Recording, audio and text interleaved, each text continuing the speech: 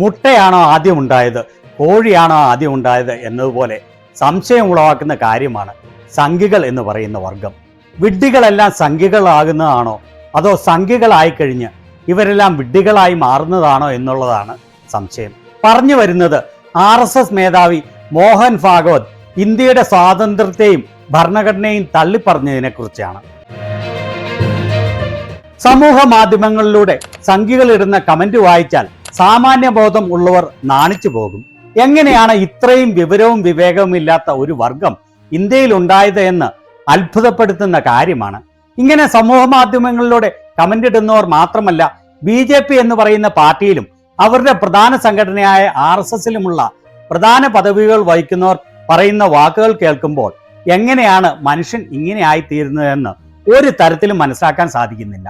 RSS മേധാവി മോഹൻ ഭാഗവത് ഈ കഴിഞ്ഞ ദിവസം പറഞ്ഞത് ഇന്ത്യക്ക് യഥാർത്ഥത്തിൽ സ്വാതന്ത്ര്യം കിട്ടിയത് രാമക്ഷേത്രം പ്രതിഷ്ഠ നടത്തിയതോടുകൂടിയാണ് എന്നാണ്. അതായത് അയാളുടെ വാക്കുകളിൽ ഇന്ത്യ സ്വാതന്ത്ര്യം നേടിയത് 2024 ജനുവരിയിലാണ്. 13-ാം തീയതി തിങ്കളാഴ്ചയാണ് അയാൾ ഇങ്ങനെ പറയുന്നത്. ഇന്ത്യക്ക് ശരിയായ സ്വാതന്ത്ര്യം കിട്ടിയത് അയോധ്യയിൽ രാമക്ഷേത്രം നിർമ്മിച്ചതോടുകൂടിയാണ്. 1947 ഓഗസ്റ്റ് 15-ന് ഇന്ത്യക്ക് രാഷ്ട്രീയ സ്വാതന്ത്ര്യം ലഭിച്ചതിന് ശേഷം തയ്യാറാക്കിയ ഇന്ത്യയുടെ ഭരണഘടന ഒരു പ്രത്യേക ലക്ഷ്യത്തോടു കൂടിയുള്ളതായിരുന്നു. ആ രേഖ അന്നത്തെ കാഴ്ചപ്പാടിന്റെ അന്തസ്സത്ത ഉൾക്കൊള്ളുന്നതായിരുന്നില്ല. രാമക്ഷേത്രം പ്രതിഷ്ഠ നടത്തിയ ദിവസം രാജ്യത്തിന് യഥാർത്ഥ സ്വാതന്ത്ര്യം കിട്ടിയ ദിവസം എന്ന അർത്ഥത്തിൽ പ്രതിഷ്ഠാ ദ്വാദശി ദിവസം ആയി ആചരിക്കണമെന്ന്.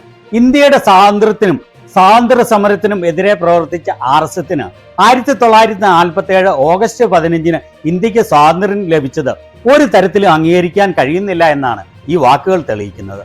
അതുപോലെ തന്നെ ഇന്ത്യയുടെ ഭരണഘടനയും അവർ അംഗീകരിക്കുന്നില്ല എന്നുള്ളതിന്റെ വ്യക്തമായ തെളിവാണ് അയാളുടെ ഈ വാക്കുകൾ. ഇത് രാജ്യദ്രോഹ കുറ്റമാണ്.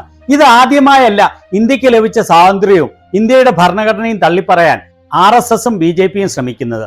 മണ്ഡിയിൽ നിന്നുള്ള BJPയുടെ മണ്ഡിയായ MP മുൻപ് ഒരു അഭിമുഖത്തിൽ പറഞ്ഞത് ഇന്ത്യക്ക് യഥാർത്ഥത്തിൽ സ്വാതന്ത്ര്യം കിട്ടിയത് 2014-ൽ നരേന്ദ്രമോദി അധികാരത്തിൽ വന്നതോടുകൂടിയാണ് എന്നാണ്. ഒരു മടിയും നാണവും കൂസലും ഇല്ലാതെയാണ് ഇവർ ഈ വാക്കുകൾ പറയുന്നത്. वो आज़ादी नहीं थी, वो भीख थी, और जो आज़ादी मिली है वो 2014 में मिली है. അതുപോലെ തന്നെ BJPയുടെ യുവജന വിഭാഗം നേതാവായിരുന്ന രുചി പാതക് എന്ന സ്ത്രീ ഒരിക്കൽ പറഞ്ഞത് ഇന്ത്യക്ക് 1947 ലഭിച്ച സ്വാതന്ത്ര്യം യഥാർത്ഥ സ്വാതന്ത്ര്യമല്ല, മറിച്ച് 99 വർഷത്തെ ലീസിന് ലഭിച്ചതാണ് എന്നാണ്. അവരുടെ അഭിപ്രായത്തിൽ 2046 ഓഗസ്റ്റ് 15-ന് ആ ലീസിന് ലഭിച്ച സ്വാതന്ത്ര്യം അവസാനിക്കും. അവരുടെ വാക്കുകൾ കേട്ടുകൊള്ളൂ. एक सेकंड हाँ जी, क्या कह रही हैं?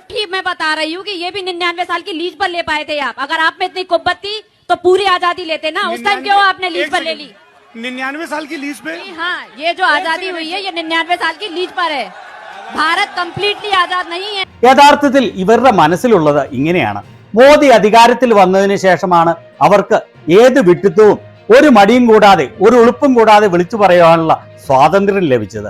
അതിനു മുൻപ് ഇതുപോലുള്ള വിഡ്ഢിത്തരങ്ങൾ പറഞ്ഞിരുന്നെങ്കിൽ ജനങ്ങൾ അവരെ കളിയാക്കുമായിരുന്നു.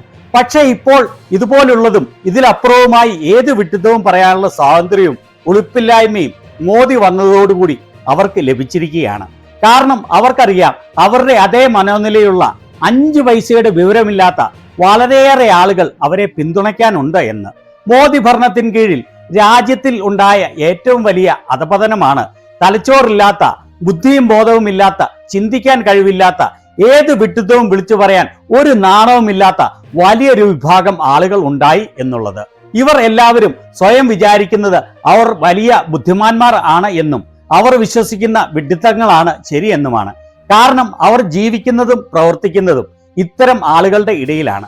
ഏതായാലും രാജ്യദ്രോഹപരമായ ഈ വാക്കുകൾ പറഞ്ഞ RSS മേധാവിയോ മറ്റുള്ളവരോ മോദിയുടെ നോൺ ബയോളജിക്കൽ നാട്ടിൽ ഒരു നടപടിയും നേരിടില്ല എന്ന് മാത്രമല്ല, അവർക്ക് ഇതിലും വലിയ പദവികൾ ലഭിക്കാനാണ് എല്ലാ സാധ്യതയും.